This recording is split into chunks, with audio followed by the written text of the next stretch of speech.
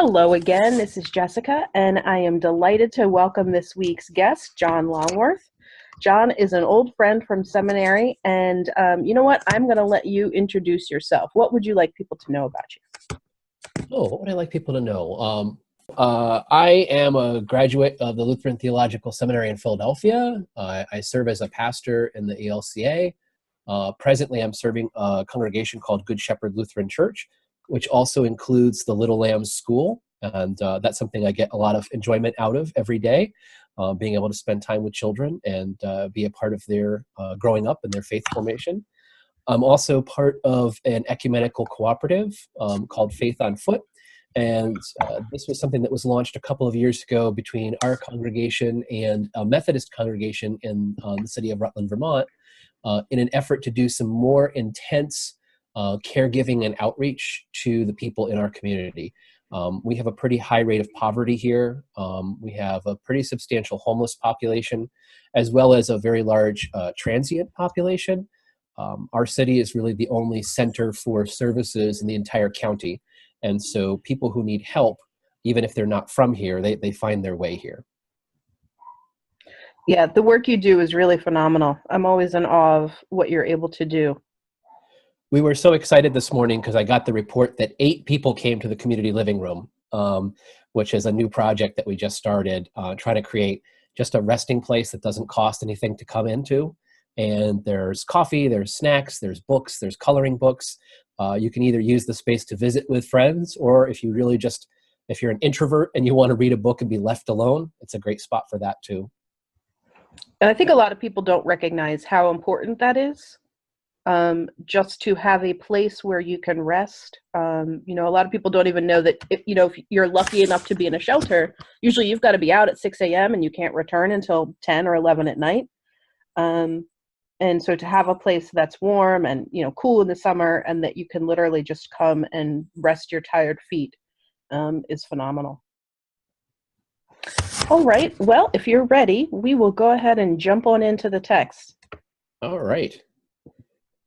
So we're starting off with the story of the Passover. Yes. And the most intense part, which is like, hurry up and eat because you need to get a move on.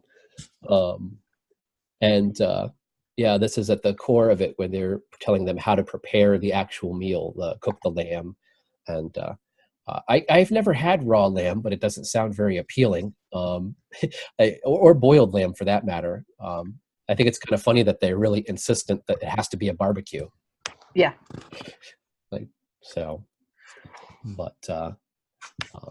There's a fun overlap between this text in verse 11, where it talks about how the people should eat with their sandals already on and their staff, basically ready to run out the door. And it talks about loins being girded. For the longest time, I had no idea what that meant. Because in order to gird one's loins, you need to be wearing either a really long robe or a dress or something like that that's open on the bottom. Right. Because essentially what you're doing is hiking it up and folding it over multiple times to effectively make a giant diaper around your waist. That's how they would be able to run and not trip on their robe. Fun fact, the term friar tuck is not a name, but rather was kind of a derogatory term given to bandits that would steal the robes of friars, and then they would hike them up and gird their loins in order to rob people while they were moving through the forest. That is funny. And, I always have an interesting time approaching this text as someone who, a lot of my work is with young people. We want to make it funny. And there are parts of it that are, but particularly the way it's presented to kids, we do it with these silly songs, and, we'll have little plays where the kid's like, oh, everybody hurry up. What are we talking about here? What is actually happening when God is passing over? I think that we can honor the funny that's infused in it and also just be honest to kids. Yeah. About life and death. I mean, kids know about life and death. One of my best friends in high school was actually a refugee from Romania, and I remember him recounting the tale of the one very strange night where his father gathered everybody in the living room of their apartment and had the suitcases laid out and basically just set the whole family to work, grab everything. And they filled the suitcases. And every time George, who was very small at the time, would say, "Well, what are we doing?" His dad would simply say, "Well, we're going on vacation." And it was a hell of a strange vacation because they loaded stuff in their bags, and then they actually they walked a long distance until they could get picked up by a truck, and they basically either walked or hitchhiked across the militarized borders until they got all the way to France. And it was in France that they finally got to an embassy where they could be processed and make their way to a new home. But I often think about George's middle of the night flight when I think about the way the Passover happens, because as much as his father was trying to make it not scary, I'm sure it was actually terrifying for everybody, Right. because they all knew that they were on a list, and the people on the list didn't survive. Right. And the story echoes so many stories of people around the world. You know, my friends from Iraq, most of them have that exact same story. You know, ISIS comes to the door, says you've got 3 hours. You can convert, you can leave, or you can die. And you know, pretty much everybody chose leave, and you know would have to flee to the north of Iraq. So this is a timeless story, but I want people to know, like, this is a really, it's a story that unites humanity. That's what I hope people hear when they read this. Not that this is some, you know, fanciful thing that may have happened or didn't happen in a long time ago. Like, no, this is a thing that happens every day. Yeah, yeah. The When we were talking about the possibility of doing refugee resettlement here in our town, one of the very powerful experiences leading up to that was that some of the young people from Sudan came to the city to do a public presentation, and just the whole story of, you know, it just recycles. You know, grab all your things, grab whatever food you can, and off you go into the night, and you hope that you're so far from where you started by the daylight that that maybe you'll make it. Yeah. A whole lot of people in this world know that prayer. Yeah. And if it's not people fleeing, you know, war or famine, you know, it's people fleeing domestic violence. A whole lot of kids, you know, right here in America know that story of grab your shit, we got to go, you Yep. know. One of the things we used to do before I went to seminary, I did a lot of faith-based community organizing around child welfare, and we were really intentional about trying to get our a supply of bags of travel bags that we could get distributed out into our system to the families that we were doing coaching with and to our social workers, so that at the very least, if a family had to do an emergency departure for one reason or another, or if a child had to leave by themselves, at least they weren't throwing everything in a trash bag.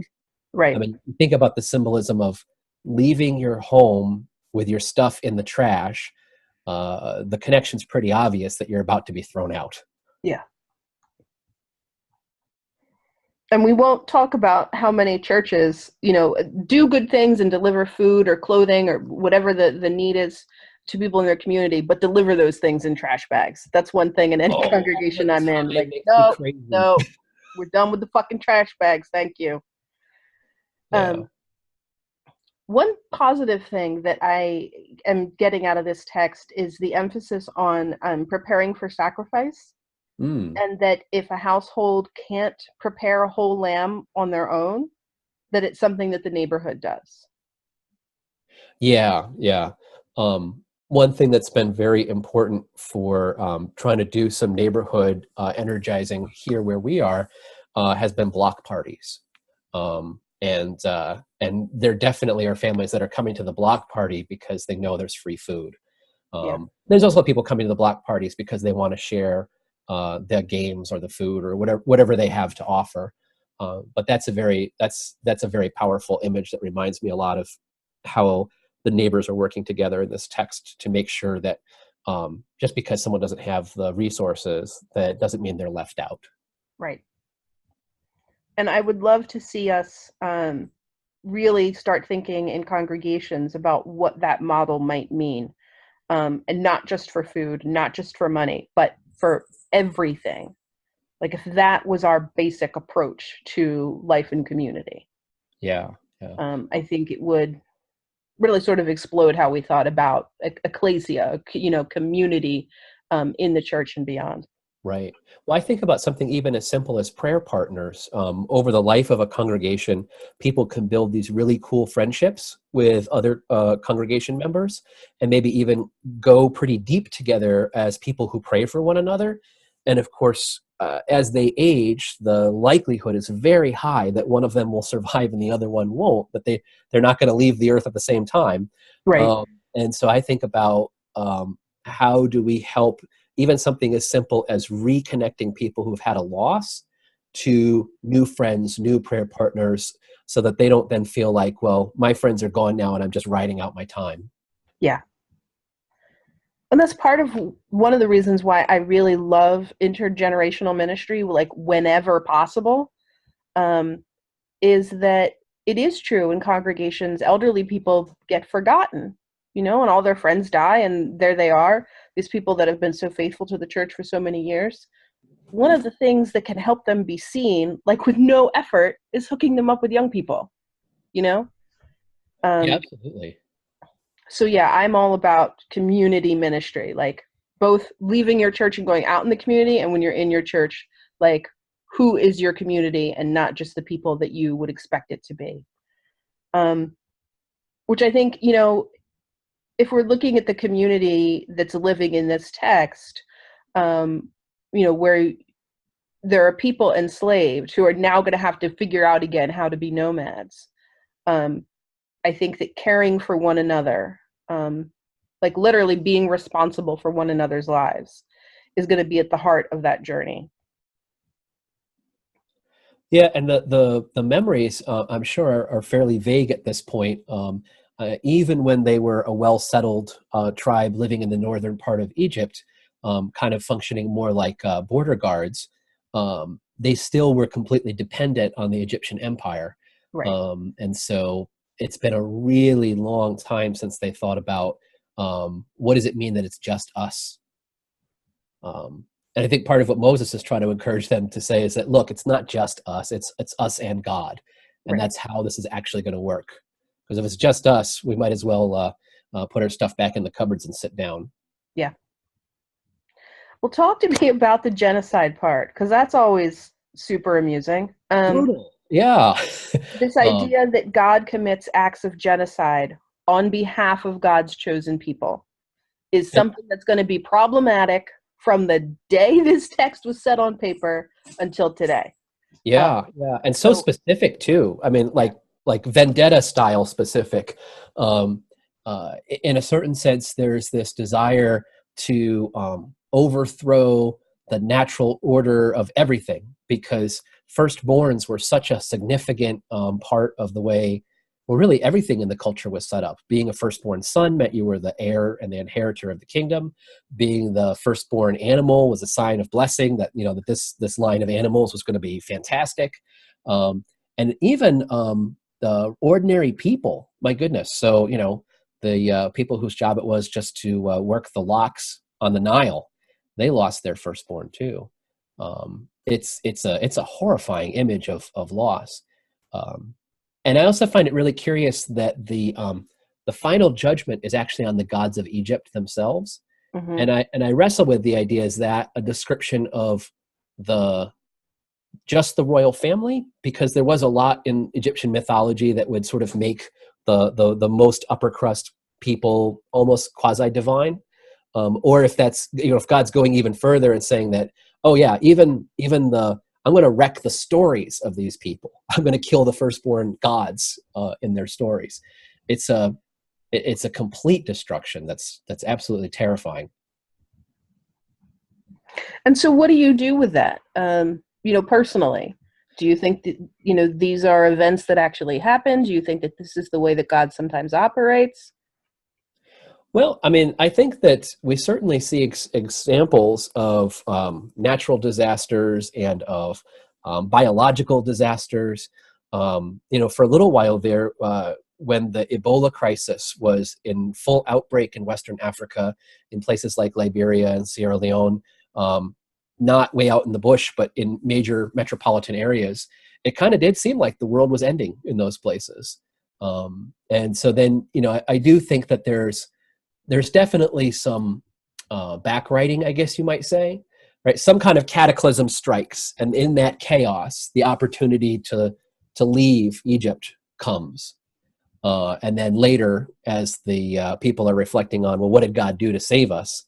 God utterly annihilated them, which is not a easy thing to preach about or to teach about. But in a certain sense, I mean, I can see parallels between that sort of annihilation and the kind of unspoken annihilations that we have witnessed in our own country. We don't talk a lot about how there were thousands of nations of people here on this continent before Europeans showed up, and most of those people are gone or have been so thoroughly blended into other families that they're really, really hard to see. So that kind of horror is certainly part and parcel of history. Yeah, I mean, I tend to take the same approach where I feel like, most of the shit about God being really horrific is us writing back into the events. But I also have become increasingly aware in recent years, particularly from having Palestinian friends, particularly from having Iraqi friends, um, that to them feels like, it feels cheap, and it feels like refusing them justice. Mm, And they believe in a God of justice, and they believe in a God of sometimes uh, justice that is painful for the perpetrators of the wrongs that have been done. Most of my Iraqi friends love Donald Trump. hmm. They believe that he is the savior of America and in turn the savior of Iraq, because he talks about punishing evildoers. Wow. That, the people that have destroyed their families, the people that have killed their families, killed their children, that they'll actually have to answer for their crimes. And that's what justice feels like to them, at Yeah. least in this moment. And they do feel like that if that justice happens, it will be done by God. God working through military action. Right. Right. So I mean, yeah, I can see that perspective. Think about. I mean, I'm a bit of a comic book and sci-fi geek. So, you ever sit back and think about the original Star Wars movie? They blow up the Death Star, and like 75,000 people die. Did they all deserve to die? Well, they were the bad guys, right.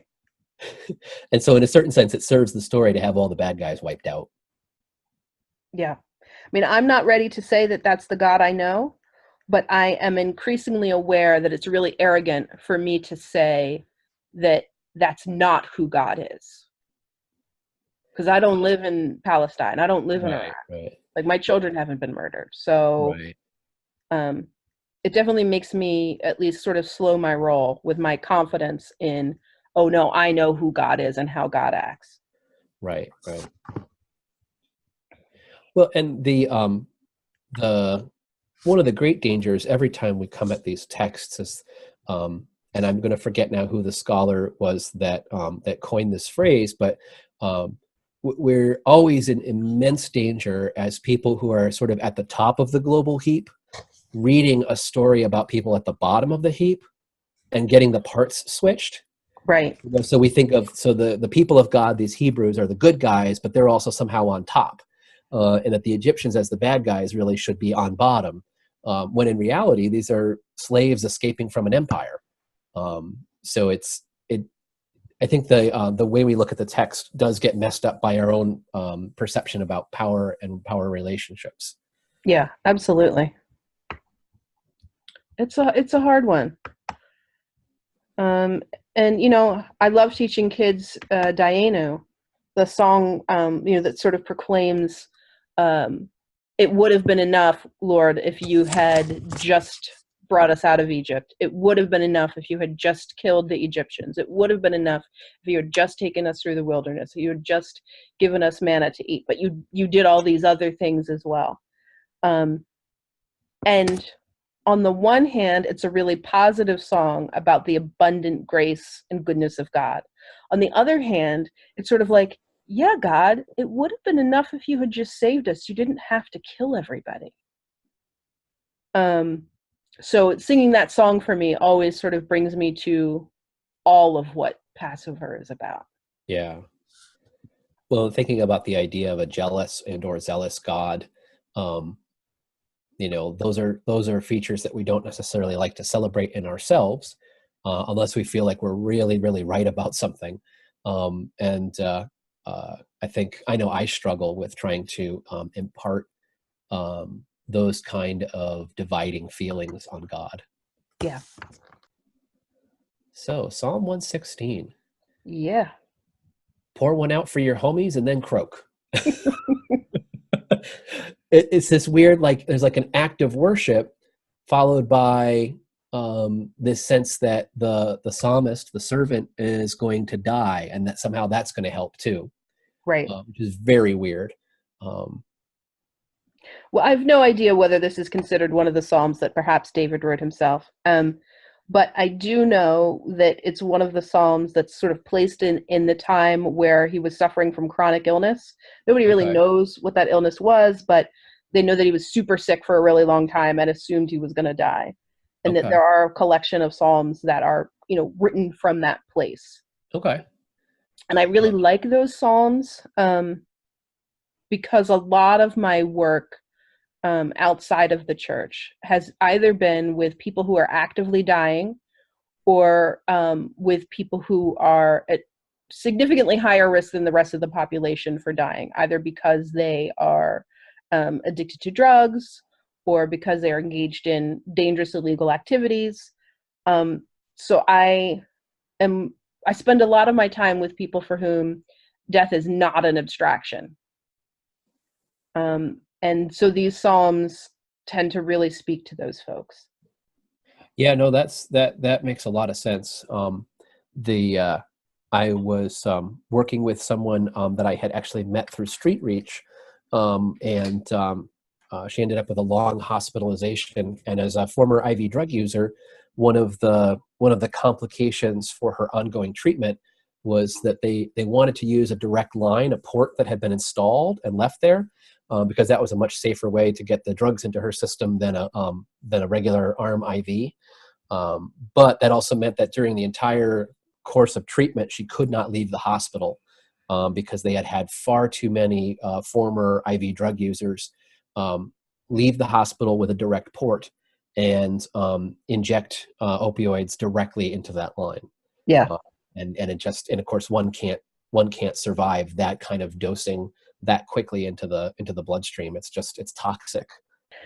Yep, that's a very, very common story. And unfortunately, having worked in both oncology and addictions, when you start working in oncology, people will often they'll have a port inserted, often within the first week of treatment, and you need people to be really, really honest with you.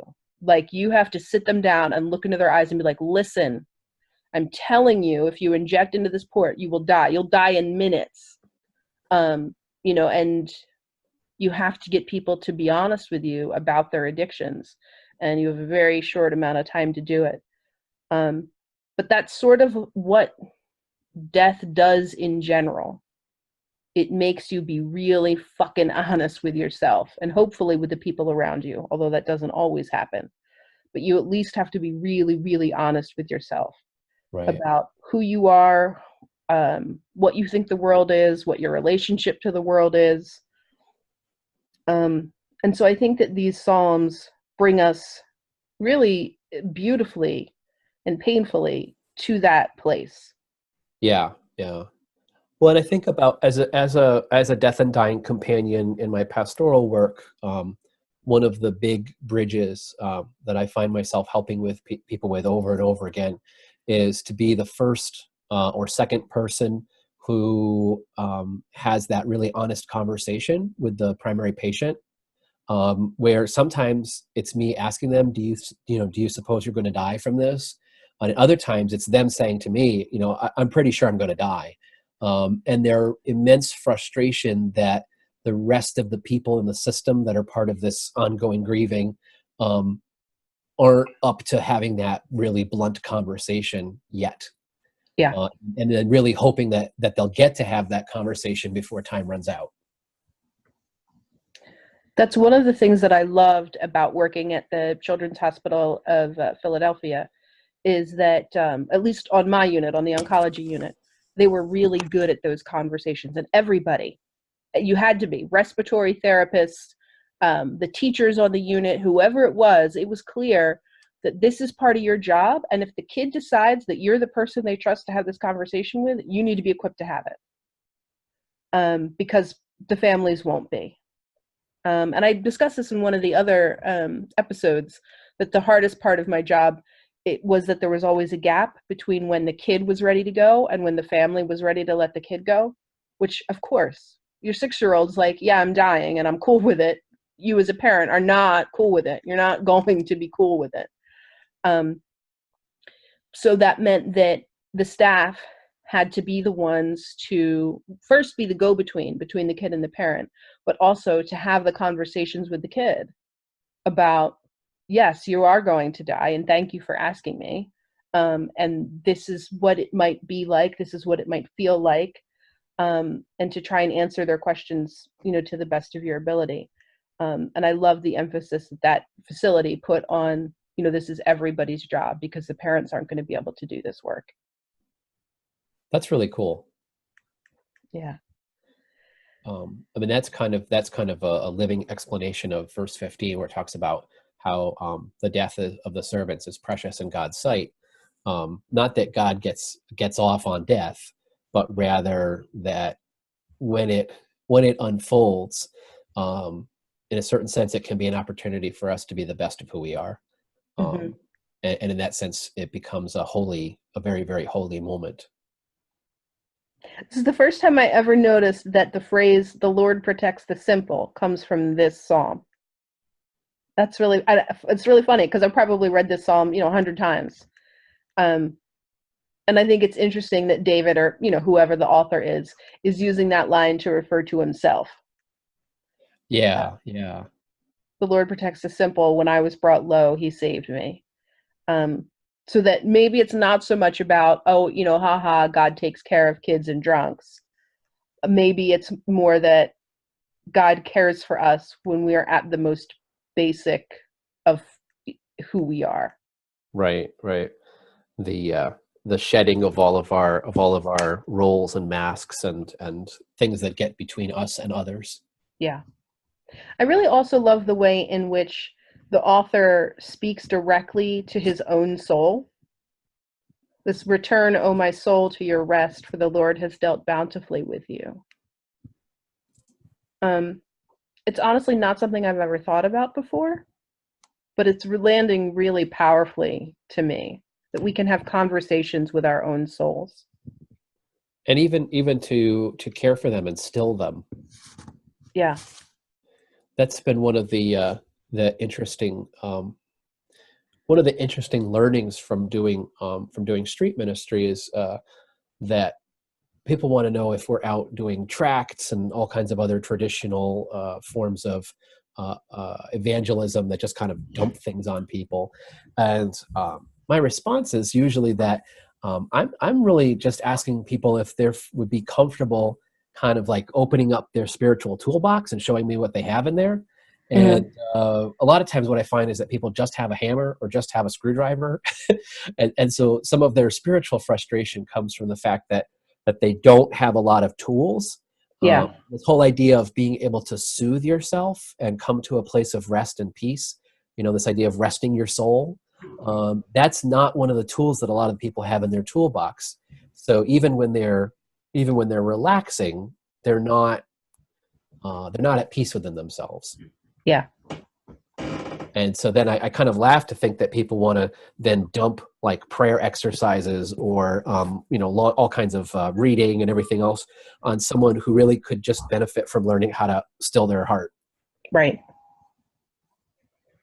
It's funny, when I worked in detox, and so I would be the triage person. So really the first person that people saw when they decided, okay, I actually need help. I want to see if I can, become a patient at this facility.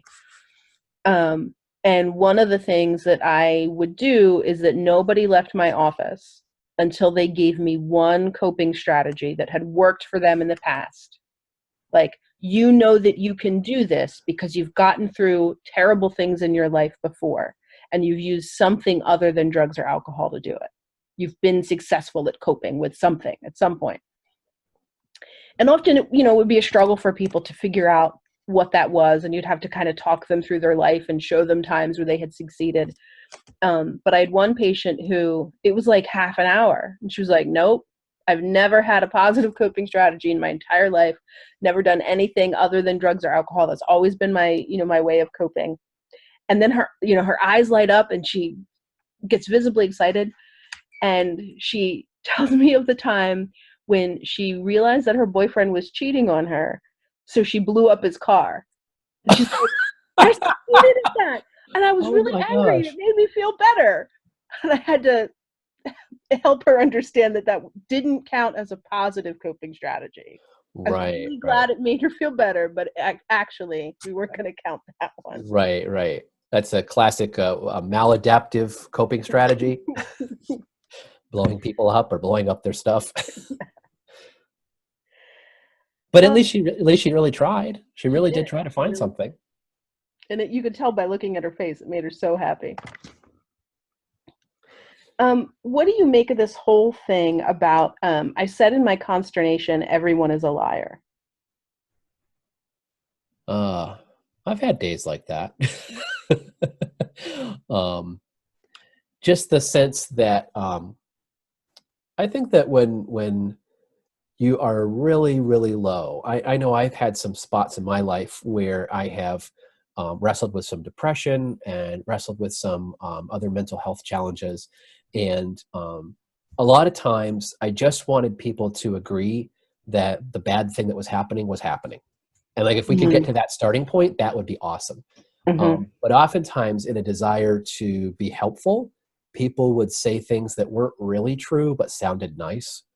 Um, and so, if this whole text is coming from a place of a lot of distress or being completely out of energy to handle something chronic, then people saying, you really can, you'll get through this.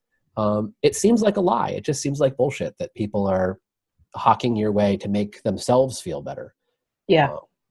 Uh, and I think even when death is approaching, the same thing can still happen. That disjuncture between having told your trusted listener, "I'm going to die," and have that be acknowledged, but then trying to tell, say, your family, your partner, your friends, "I'm also going to die," and then having them going, "Well, you'll be around for a few more weeks," Yeah. and just that.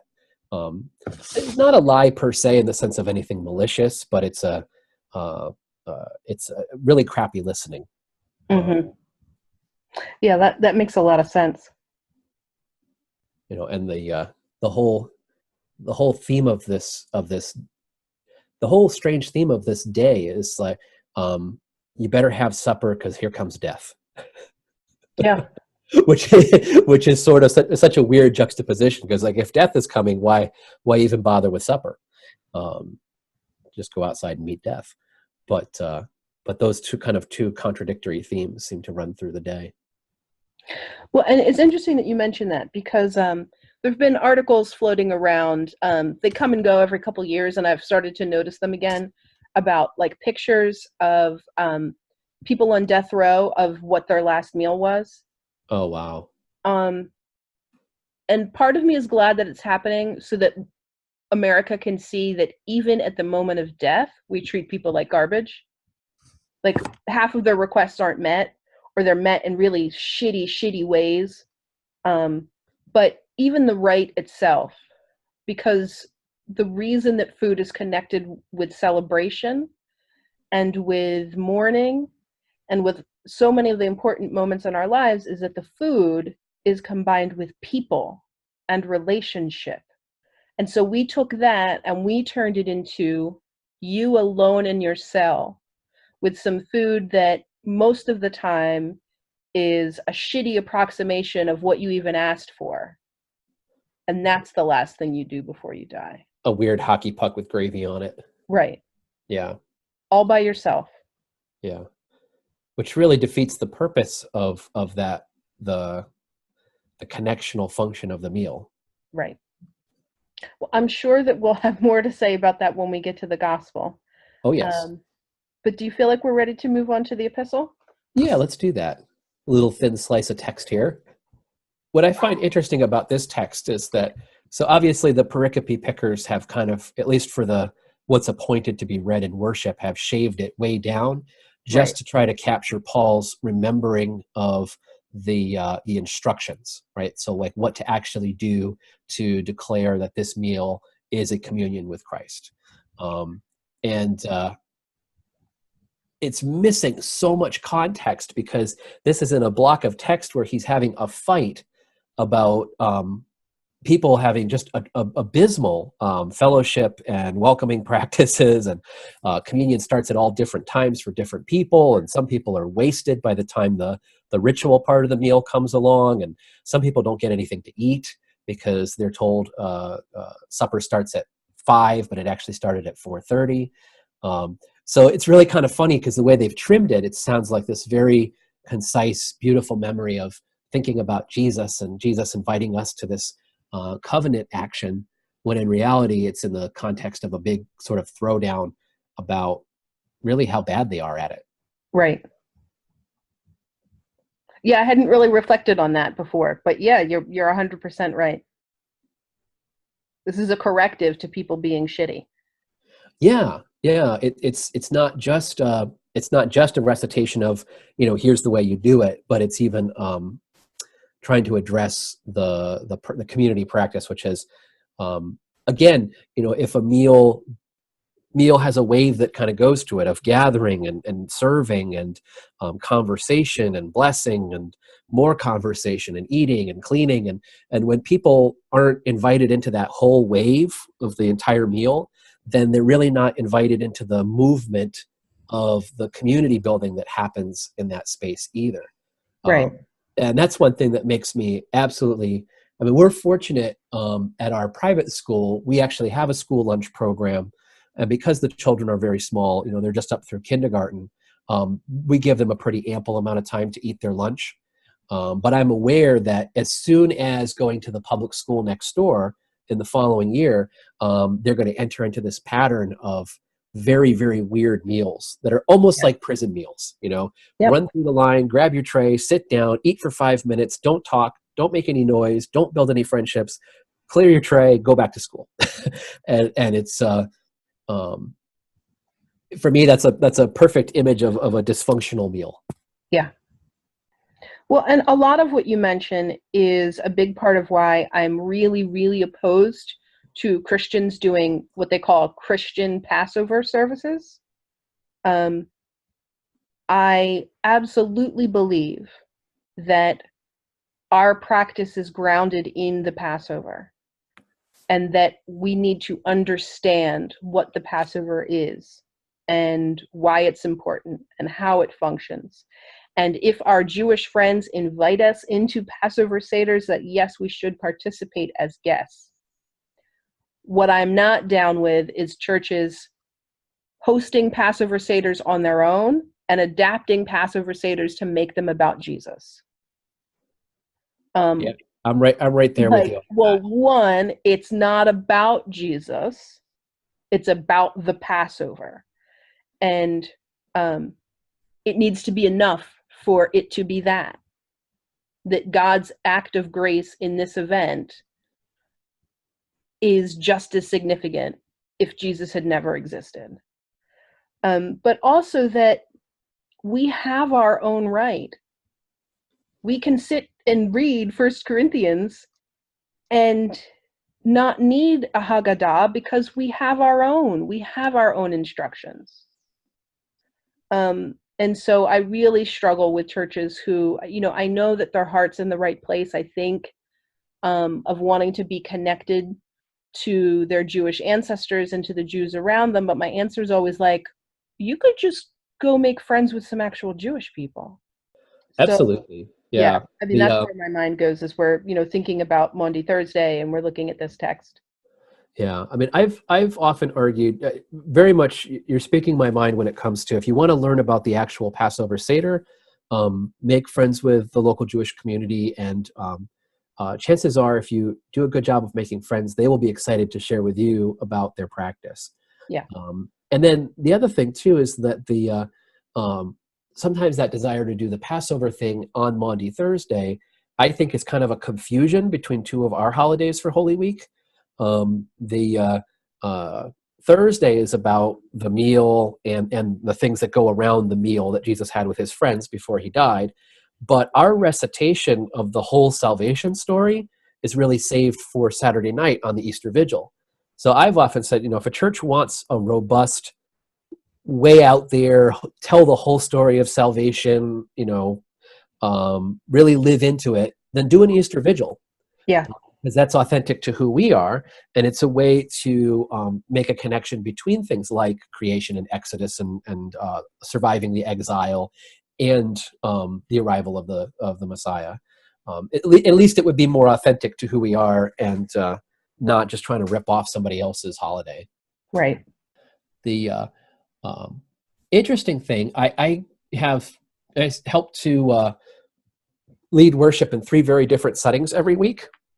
And they Okay. all include communion, and it's kind of fun that it's these words, sometimes called words of institution, that are the one common thread, because it connects with what Jesus actually said to the people, or at least what the tradition says he said, and then they're couched in these very different prayers for the community and from the community. And I think that's kind of fun, is that this proclamation is kind of vital to help people understand the meaning of the meal, but that so much of what goes around it, there's actually a lot of fun freedom to do, a wide variety of things with the celebration. Yeah. It's always a challenge when I'm in congregations and I explain, like, okay, if we're going to have these, kids lead the worship Sundays, which is not my preference. I prefer to have the kids just involved in, in the life of the parish. Yep. But lots of places like to have special Sundays where the kids get to lead. And so my answer is always, so then they're leading the whole service. The only thing they're not doing is the words of institution. And I've actually been in places where I've had them do that. People, get very upset. Well, the kids can't say these things. Yeah, they can. That if this act that we're doing is about Christ's relationship with all of creation, I'm pretty sure the kids count as part of all of creation. So Yeah, they can say these words, It's interesting for me, someone who is not ordained and doesn't feel a call to be a priest or a pastor. In my field parish, I had to take on some of those roles, basically like to see, is this really not for me? Is there something I'm missing? And one of the things that stuck out for me the most is watching my friends who were called to that talk about the first time that they got to distribute communion and what that felt like to them versus what it felt like to me. I didn't feel anything special. Like, I didn't feel any different than I did when I was receiving communion. It was a nice experience, but there was nothing special. But when I watch people take communion, every single time my heart breaks open. Like, one of my favorite things in the world to do is to sit in my pew either before or after I've communed and just watch people take communion. And I sort of think about what Jesus must have felt like watching his friends. Yeah. I don't know. There's just something about it that it's just extraordinary. What's your experience of either someone taking communion or someone presiding over communion?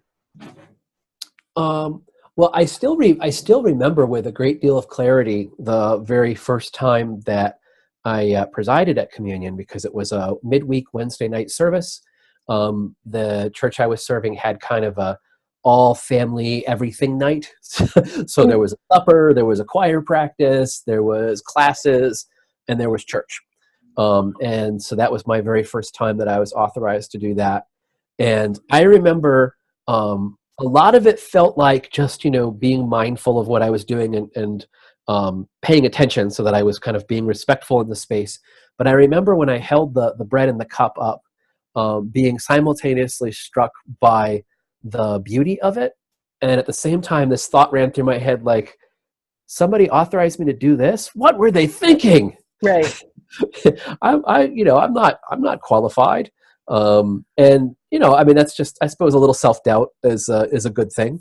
But I do remember that it was a sort of a unusual moment, a mix of wonder, and then also appreciation.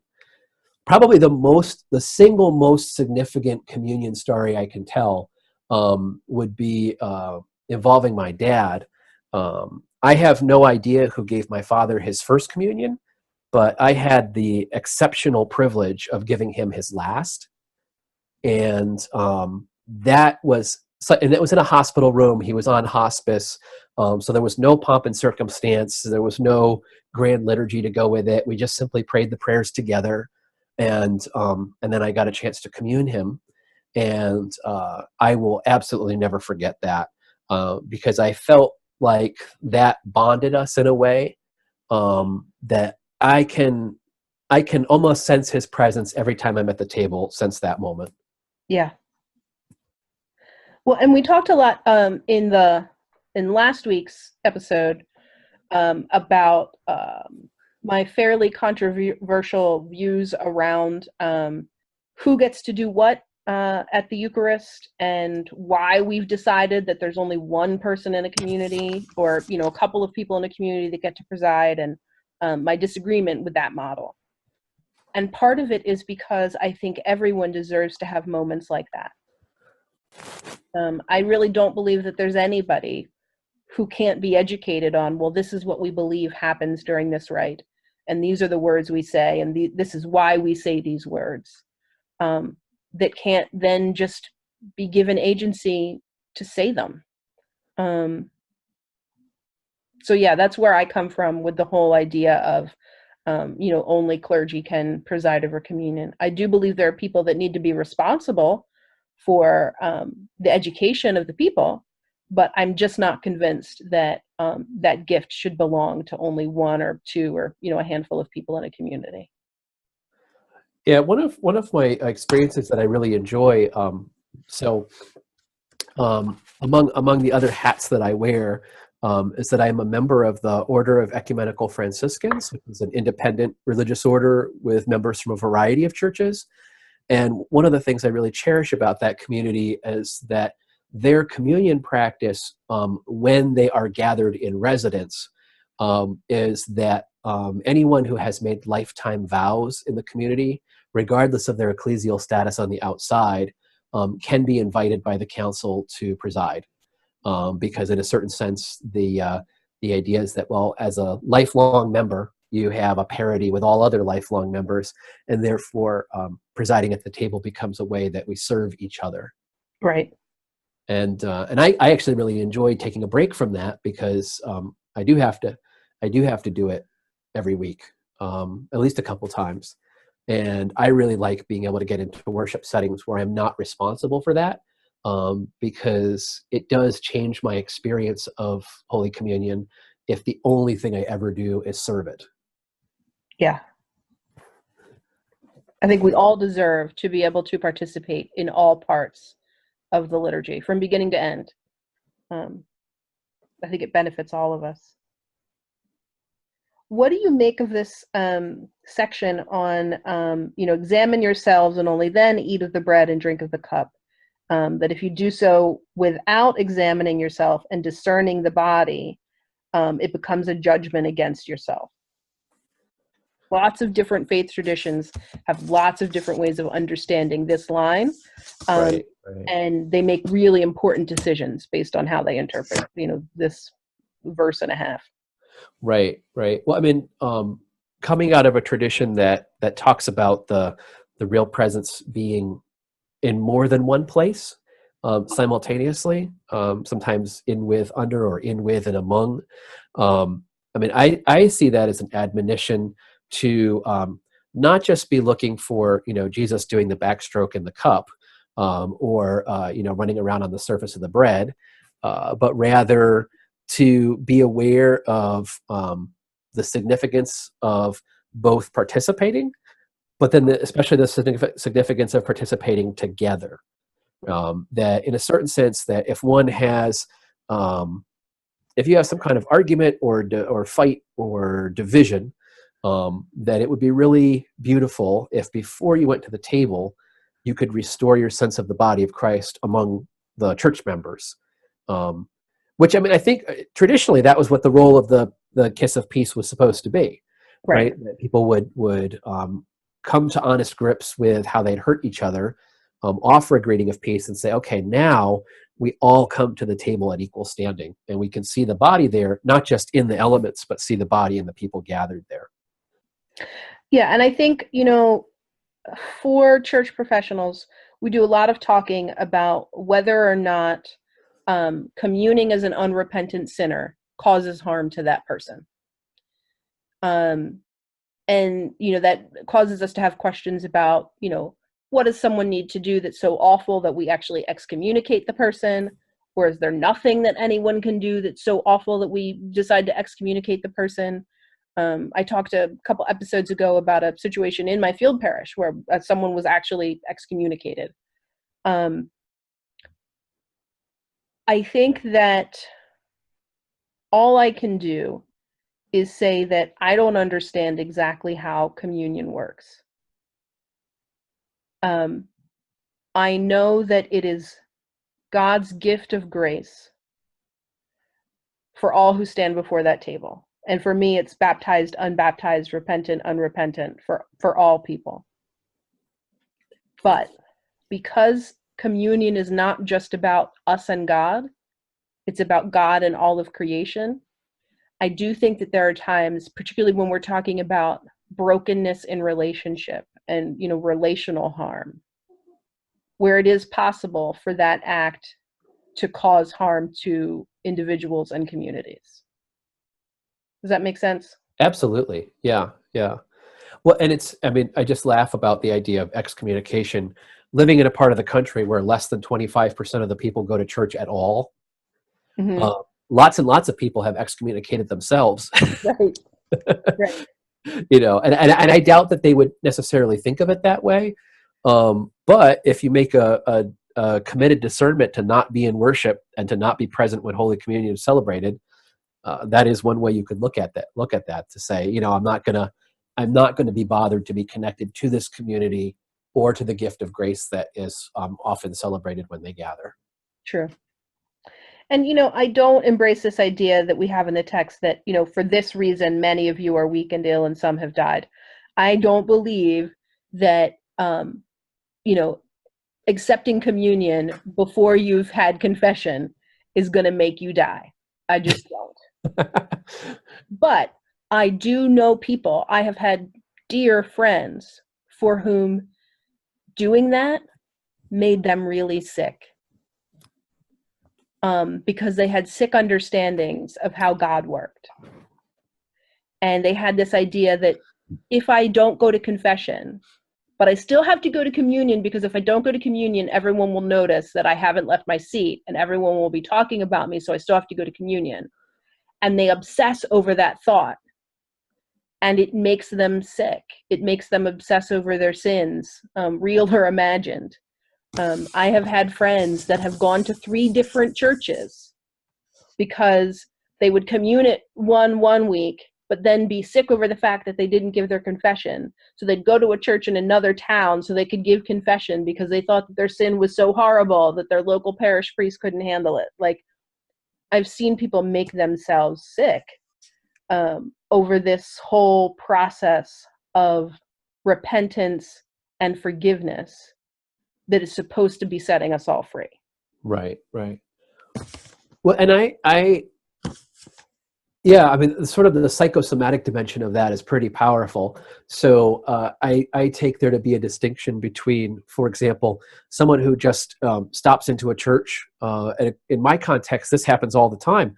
Someone who ultimately becomes a catechumen and joins the church down the road, just shows up on a Sunday and comes up for communion because everybody else is coming up. And nothing that I have said to them has indicated that they have made some grievous error, but they have their own self-understanding that, I don't think I knew what was happening there. Right.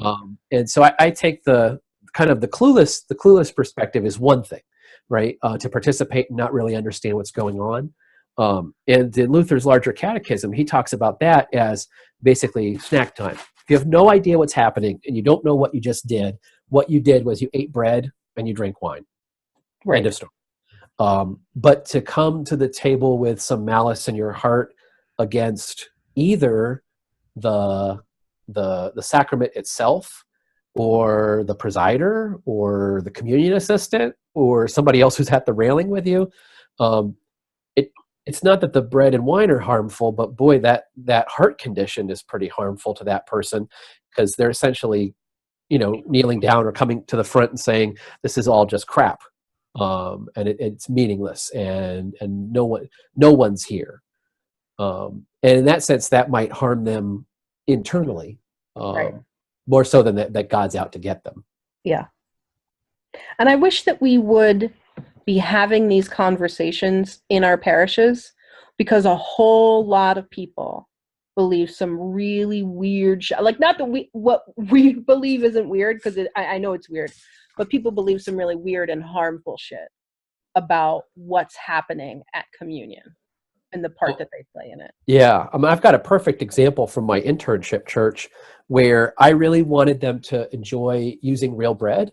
So I knew that they had tried it once before and it didn't work out. Classic story in the church.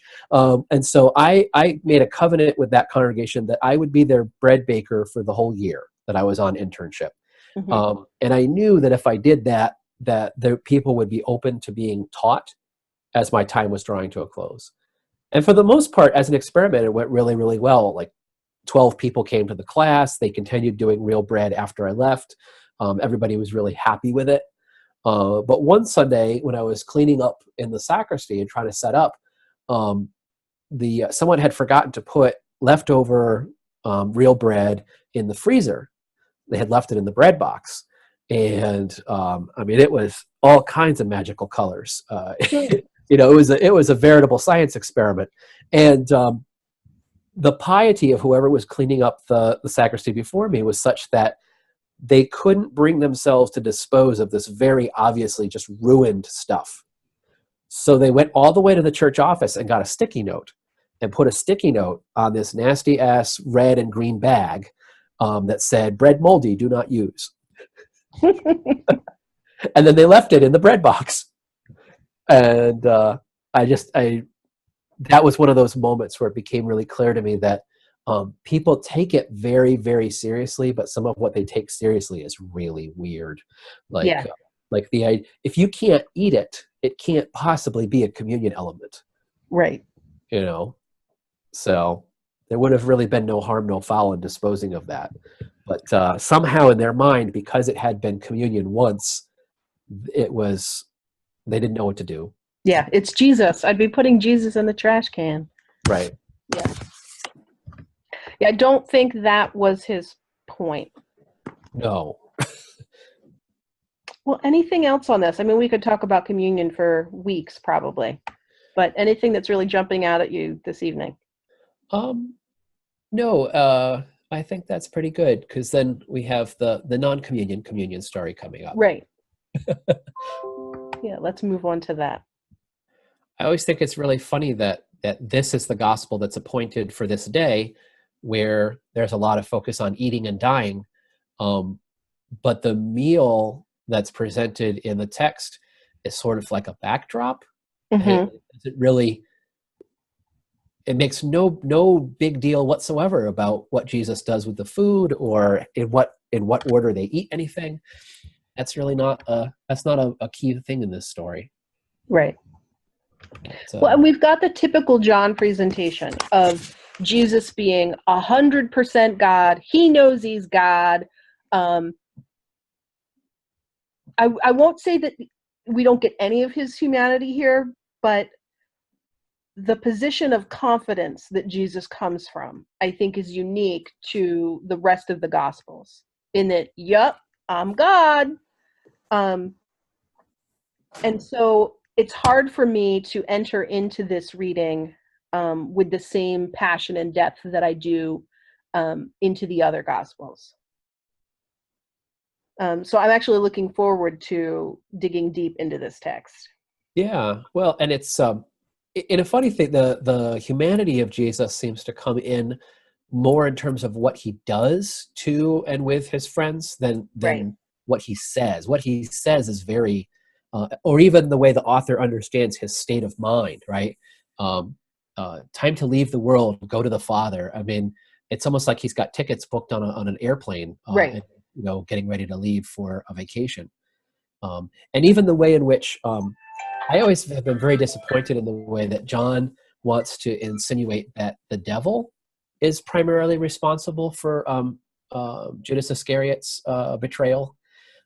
Because I think that Judas's betrayal is pretty understandable from a human perspective. I don't think that you necessarily need to have this evil spirit motivating him to turn Jesus over. Yeah. And I've read lots of different interpretations on Judas, everything from disappointment to being anxious about being found out for being a thief, to even a hope that if he could kind of force Jesus' hand by putting him in real danger, that then Jesus would sort of let the superhero side show. Right. And it would force Jesus to reveal the heavenly hosts and all the powers that were aligned with him. And in all of that, Judas doesn't get any of those things. He doesn't get a conquering king. He doesn't get someone who uses superpowers on people to wipe them out. So that's always one thing I find interesting about this text. Yeah, and I always identify with Judas. Like if often we'll read texts and say, "Who are you in this text?" I'm always Judas. Like I'm always the person in a congregation who's going to be like, "I don't care about a new fucking organ. Can we just go feed some hungry people?" Like that is me. That's part of why I'd be a terrible pastor. I don't care about the building. Oh, the roof is leaking? Are there still hungry people? Then fucking get a bucket. Like I don't care. So this idea that, Judas's real betrayal was that he wanted Jesus to be using physical resources in other ways to take care of the poor. Yeah, I would 100% be that guy. It's very relatable. It really is. And so interesting that John juxtaposes, the Judas, with his wheels spinning about how to betray Jesus, followed immediately by Jesus doing the foot washing. Yeah. And taking on that very, very, very lowly position to serve his friends and to really offer them a sign of love, which is that's always something I find very interesting, that clearly the way that Jesus thinks about friendship and about the way he's bonded to this group of people. Earlier this week, there was a stupid meme circulating on Facebook about how it was a miracle that Jesus still had 12 good friends in his 30s. Mm-hmm. And I kind of resonate with that, just in the sense that we expect our groups of friends to fall away. We expect to not be connected in a deep way to lots of people. And there's a tremendous amount of pressure for people, if they're going to be real grown-ups, that part of being a real grown-up is bit by bit cutting out your friends and replacing your friends with, say, one romantic partner or something like that. Yeah. And so the fact that Jesus is still so invested in showing tangible love to his friends at the end of his life, I find that really fascinating. One of the gifts that I've been given from being involved with this organization called Decolonize Lutheranism is that those of us on the central leadership team, we're colleagues, but we're also really dear friends. And the other people on that team have modeled for me what it looks like to just be okay with telling your friends that you love them, like just randomly, like privately and in public, being like, you're my friend and I'm glad you're here on this planet and I love you so much. That's new for me.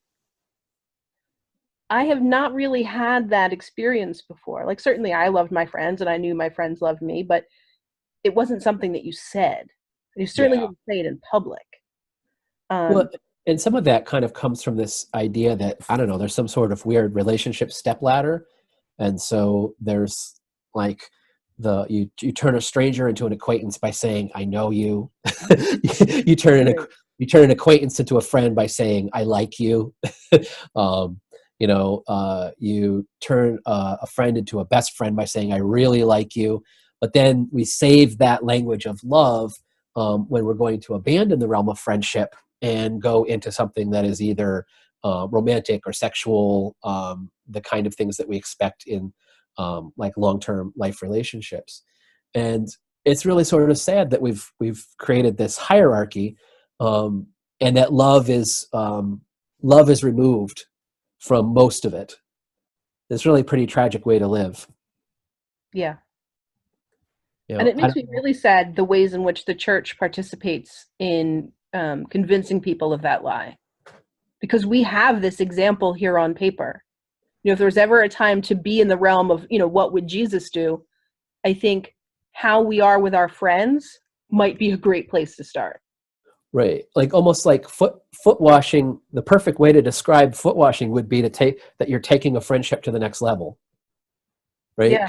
You know, like we don't like our feet. We don't like our hands. A lot of us feel really weird about our bodies, even if we're taking pretty good care of them. And so these kinds of personal intimacy could either be terrifying or they could be really affirming. I think about so Francois Clemens, who was Officer Clemens on Mr. Rogers' Neighborhood, lives in Middlebury, about 45 minutes north of where I am. Oh, cool. And he's a member of the Unitarian Church there. And he did a witness one Sunday about the time that Fred Rogers had them both bathe their feet in a kiddie pool on the set. And that Fred had done that very intentionally because there were stories coming out of other parts of the United States where black children were having bleach and pool shock and rocks thrown at them for using public pools. And so his sort of counter witness was to go on TV with this very, very dear friend of his and to show love by rolling up their pants and having their feet in the pool, and they washed each other's feet. There's so much to that show that's Christian ministry that I think kind of flew below the radar. Yeah. But what a powerful sign to say, here's my brother, here's my person that's my friend, and I love him. And therefore, I'm not at all afraid to have his feet near mine, and they're both beautiful. Yeah. Well, and you know, people often make fun of me when they find out that my ministry role model is Fred Rogers. Well, first they're like, wait, you're so fucking sweary. There's no way that you could be like, no. Him, if he had a very different life trajectory, you know. But there's so much about what he did that was embodying what we believe. That he didn't need to preach a sermon because his sermon was his actions. Yeah. And he took children so very seriously. And I want to be about that. So I do model a lot of what I do around what he did, even though I don't model what I say around what he said. Yeah, one of the greatest gifts that I received when I moved was someone who was retired that no longer needed a sheep puppet. Gave the sheep to me. And I tell you, a sheep puppet is a wonderful friend to have for doing preschool chapel. Yeah. We have the most delightful conversations, and part of what I get a lot of joy out of is I try to have my friend Ezekiel model the the mental and heart space of a 3 and 4-year-old as we dialogue, so that the kids can really connect with him and understand that these their feelings, their experiences, their wonderings are all really, really legitimate, and also that in all of that they are deeply loved. Yeah. The ELCA put out a resource a couple years ago. It was a video and coloring sheets for preschool kids on Palm Sunday through the eyes of the donkey that Jesus rode. And it worked so well that we just continued it and had the kids envision that they were that donkey present at the crucifixion, present with the women when Jesus returned, and what might, this donkey who was Jesus's friend be experiencing in those moments. And that was something that kids could connect to really intimately. Yeah. Without having the horror of putting themselves in that spot. Right. They had a vehicle. Yeah. I also think it's really interesting that of all of the people in the story who gets freaked out about more intimate friendship, it's the person who considers himself Jesus' best friend. Right. The irony of that is just so amazing that that he doesn't want it to do it. He's not. It's like he's almost as if Peter's saying, "I'm not ready for us to get to that level." And then finally, when Jesus convinces him, then he wants to go off the deep end in the other direction. Right. Oh, well, make it special for me. Wash my brother's feet, but I want you to like do full scale ablutions all over me. Wash my head, wash my forearms. Do a complete dinner washing for me. And so he can't seem to find the right level to connect with Jesus, in spite of the fact that Jesus wants to increase their connection. Right. And I think we all know that experience of having any sort of relationship that's ready to move to the next level, but then that makes us like confront all our shit, Yeah. It could be Jesus's MO, like, you're going to confront all your shit and I'm going to help you. And us being like, no, I'm good. I don't want to look at it. And Jesus being like, no, you're going to look at it and it's going to be okay. I always do have to laugh, though, whenever there's a foot washing, because a couple years ago, I had, a few weeks before Easter, talked to some of the kids in my youth group about how often when we find texts in scripture that are referencing feet, they're not really referencing feet, right? That often it's about genitals. And we talked about some of those stories and, how they might translate to real life. And I forgot all about it. And then here comes Maundy Thursday. And one of the kids is like really needing to talk to me, like, Miss Jessica. And I'm trying to be like, look, I have 100,000 things I need to do right now. We'll talk after church. And him being like, no, Miss Jessica, I need to talk to you. I'm like, what? He goes, so this foot washing, are we really going to wash each other's feet? And the look of horror on his face as he's imagining what we might be washing. Oh, boy. Washing. And we have to be like, no. This is one of the times where feet actually means feet. But this poor kid, I ruined his faith. So I can't participate in a foot washing without having that moment replay in my mind over and over again. That's really funny. I also think it's interesting how the way Jesus describes, and when he's trying to explain what he's done, and sort of say, okay, well, we had an unequal relationship. You called me teacher, and that's real. But through this action, he's done some equalizing that's happening here, where now, in a certain sense, he's done an action that they can also mutually do for one another, and so it's not hierarchical in nature.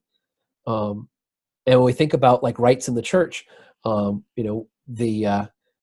some reason we set aside these certain things as sacraments and say, we have a bazillion rules about what we can do, but anyone could conduct a foot washing in a church.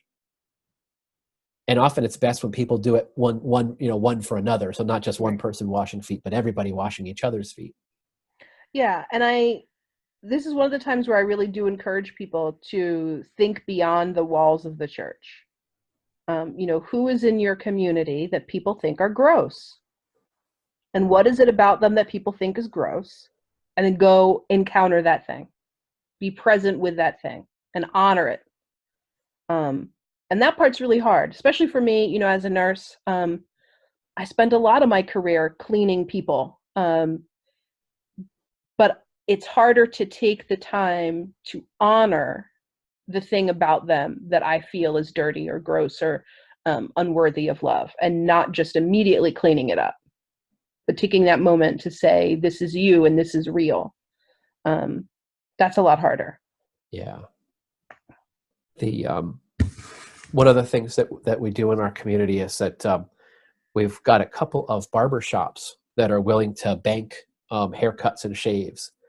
And so we set up a system where people pre-buy the hair care and or pre-buy a shave. And that works out really well, because then those services get provided in a venue where you would expect to see them. Mm-hmm. But they're done in such a way that some of the people are paying customers and some of the people have been supported by their neighbors, which I guess in a way kind of gets back to the way that the Israelites took care of the Passover dinner, right? Making sure that everybody could get one.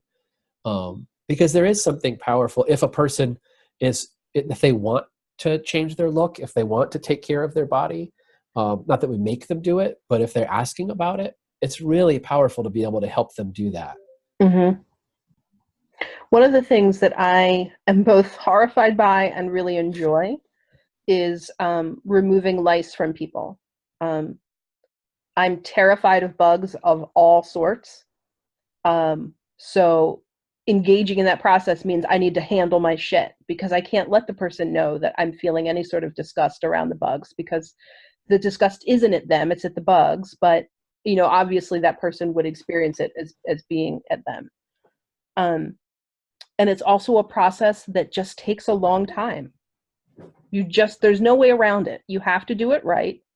And you have to pull out every single mint. That's it. So if it takes 3 hours, it takes 3 hours. And it's a long time spent with your hands in someone's hair, touching their head. And that's incredibly intimate. And I always have the experience of, whenever I'm doing that, of at some point connecting deeply with that person's humanity and loving that person, even if I've never met them. Because it's sort of impossible to have your hands in someone's head for hours and not realize how much God loves this person, that God would create this person and put them on this planet and accompany them on their journey. You have to feel some of that. And so that's something that I always think about on Maundy Thursday. As weird as it seems, that Maundy Thursday might be about picking lice out of people's hair. For me, it really is. Well, and that really lands with the level of personal care that's being given in this story. Yeah. Well, so what about the new commandment business? Oh yeah, love one another. I just kind of was scanning back into the Greek, and it is each time it's the agape version. Mm-hmm. The Greek has those different words for love, like philios for brotherly love and eros for sexual love.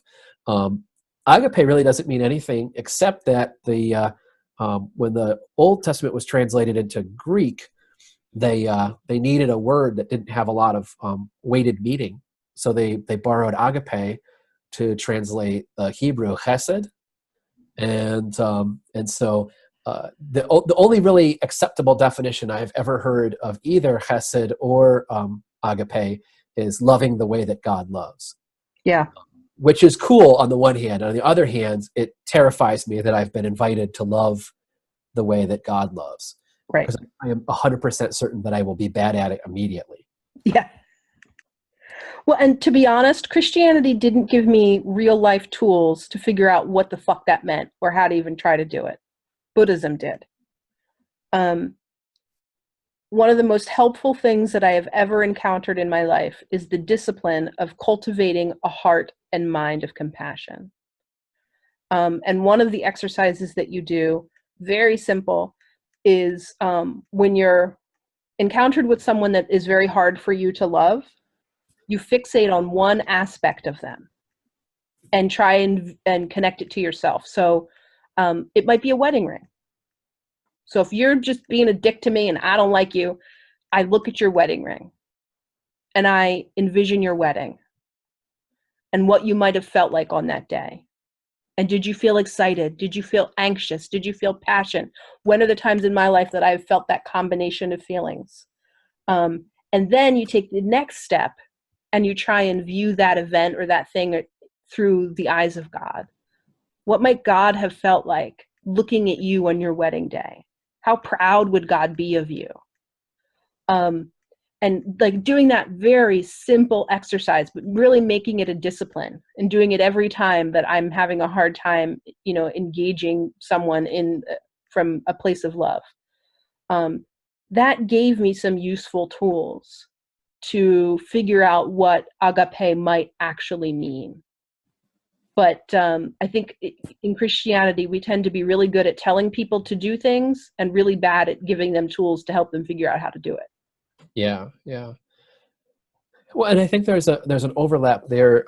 Though we don't do a good job of teaching Christian contemplative practice, there's a lot of overlap between that and Buddhism, and oftentimes our unlovingness is grounded in the fact that we're not in the here and now. We're not really with the person that we're with. We're not really noticing what's going on around us. We're either stuck in the future or stuck in the past, and in that sense, then kind of detached from what is right before us. Very hard to be loving in that situation because there's just too much extra information. Yeah. The other thing I think about too, I mean, sometimes during our walks, some walks we meet lots and lots and lots of people and we have lots of interactions, and other walks we just say hello to a few people and it never spawns a conversation. But I can certainly say that I've had these moments where just walking through my own town, on foot and at that human scale, of feeling overwhelmed with love for the people and the stuff around me. It's kind of hard to explain because I don't, it's not something that I will, it's just something Right. that happens. And it's such a cool feeling because it's this sense that, yeah, everything is going to be okay. Even with this scary city block, everything's going to be okay. Yeah. But not in a sense of the problems are going to disappear. Jesus was never about that, and Christians often are. Right, Um, right.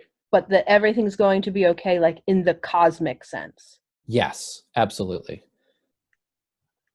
I think it's important for us to make that distinction. You know, As and for the Christians, stuff that's not, we want to solve people's problems. yeah, but for Um, the stuff that's not okay, then there's an opportunity to be in conversation about, what would make your day better, what yeah. would make your week more bearable, what would make this a community where you actually belong. I've found that just inviting people to tell their story is this really, really fruitful exercise, so that I remember not to start with any kind of pitch. Mm-hmm. I'm not selling anything. It makes me crazy when church workers, either pastors, deacons, church professionals, are talked about as being in sales. Um, Yeah. that I think is just a terrible, terrible metaphor. Um, but I think that doing really, really careful listening can actually be a really huge gift for someone. Mm-hmm. Yeah, I'm not in sales. I'm in relationship. Speaking of relationship, we've got this weird, very John-like passage about the Son of Man has been glorified and God has been glorified in him, and this whole thing, like he's in me and I'm in him and you're in her, and like, okay, one, what? But two, what does it mean to be glorified in God's self? And what does it mean for God to glorify others? Yeah, this is the weird We see this kind of afterglow or glory language a little bit in the Torah. We don't really see the glory language much at all in the first three Gospels, but John seems obsessed with it. And in a certain sense, it's being glorified has a little bit to do with being illuminated or revealed or